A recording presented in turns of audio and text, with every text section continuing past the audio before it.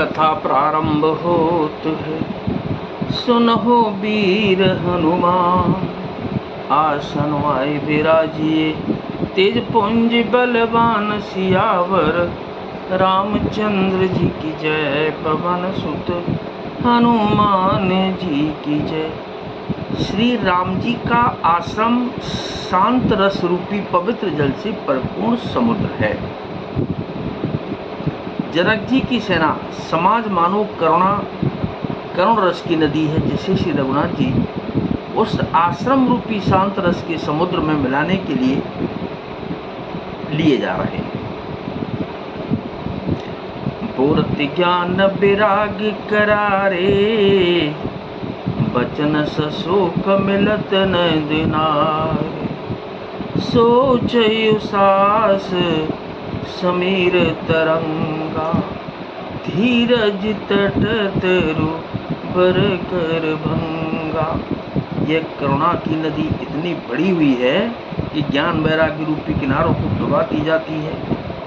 शोक भरे वचन नद और नाले हैं जो इस नदी में मिलते हैं, और सोच की लंबी सांसें आए ही वायु के झरोकों से उठने वाली तरंगे हैं जो धैर्य रूपी किनारे के उत्तम वृक्षों को तोड़ रही है।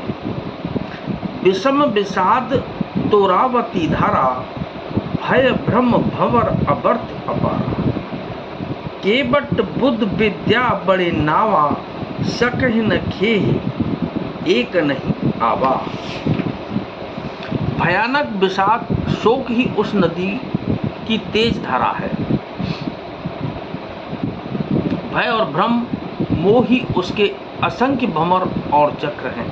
विद्वान मल्लाह हैं, विद्या ही बड़ी नाव है, परंतु वे उसे खे नहीं सकते हैं, उस विद्या का उपयोग नहीं कर सकते। किसी को उसकी अटकल ही नहीं आती है।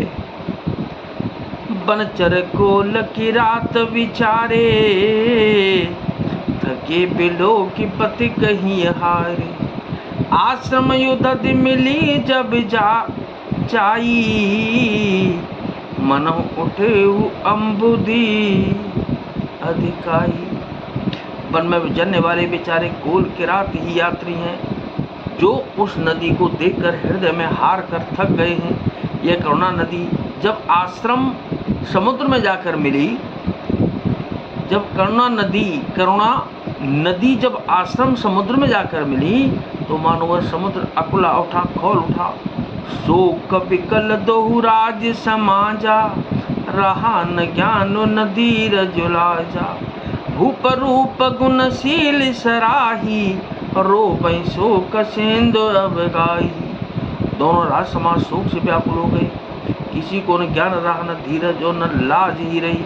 राजा दशरथ के रूप गुण और शील की सराहना करते हुए सब रो रहे और शोक समुद्र में डुबकी लगा रहे। अब काहि शोक समुद्र सोचै, नारी नर व्याकुल महा। है दोष सकल सरोस बोलै, बाम विधि कीनो कहा। सुर सिद्ध तापस जोगी जन, मुन देखी दशा विदेह की। तुलसी न समरथ को जो, तर सके सरित स्नेह की।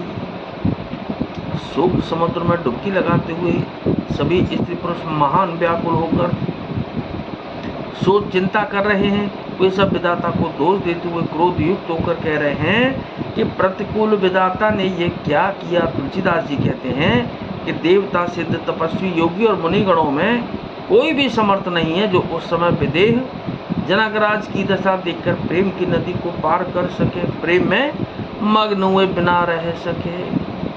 किए अमित उपदेश, जहाँ तहाँ लोगन मुनि बरन। धीरज धरिय नरेश, कहे वशिष्ठ विदेह सन।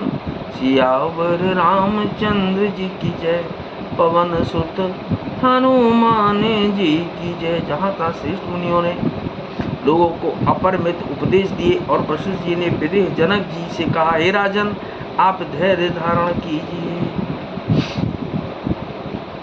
जासु ज्ञान रवि बबन सिनासा, जय जय सीता राम हरे। बचन किरण मुनि कमल विकासा, सीता सीता राम हरे। तेह की मोह ममता नियराई, सीता सीता सीता सीता राम हरे।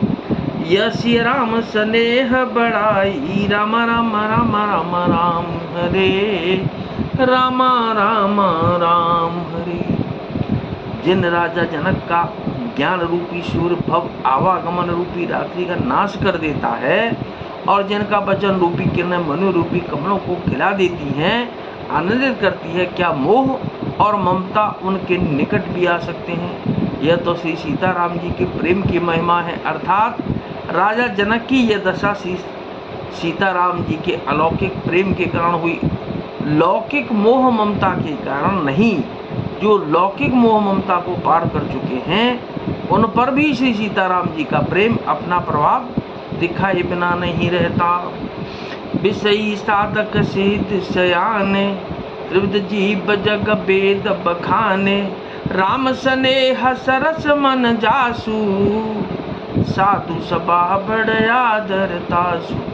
विषयी साधक और ज्ञानवान सिद्ध पुरुष जगत में ये 3 प्रकार के जीव वेदों ने बताए हैं।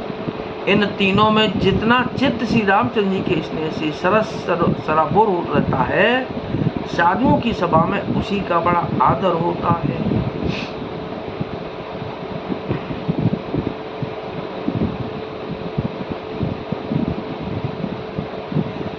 सोहन राम प्रेम बिनु ज्ञान, करधार बिनु जिम जल जान। मुन बहु विधि विदेहु समझाए, राम घाट सब लोग नहाए। श्री रामचंद्र जी के प्रेम के बिना ज्ञान शोभा नहीं देता, जैसे कर्णधार के बिना जहाज। वशिष्ठ जी ने विदेहराज जनक जी को बहुत प्रकार से समझाया।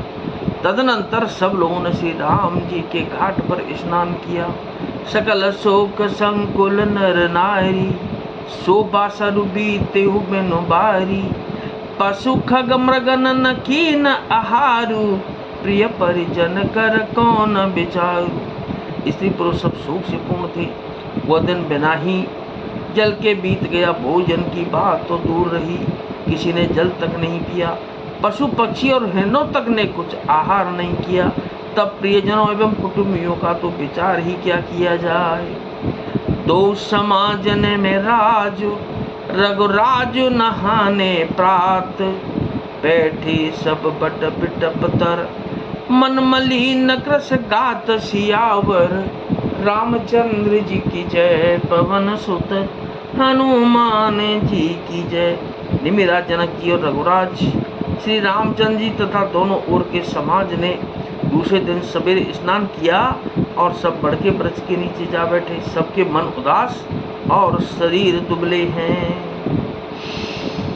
कथा विसर्जन होतु है अजीब विदा हो हनुमान।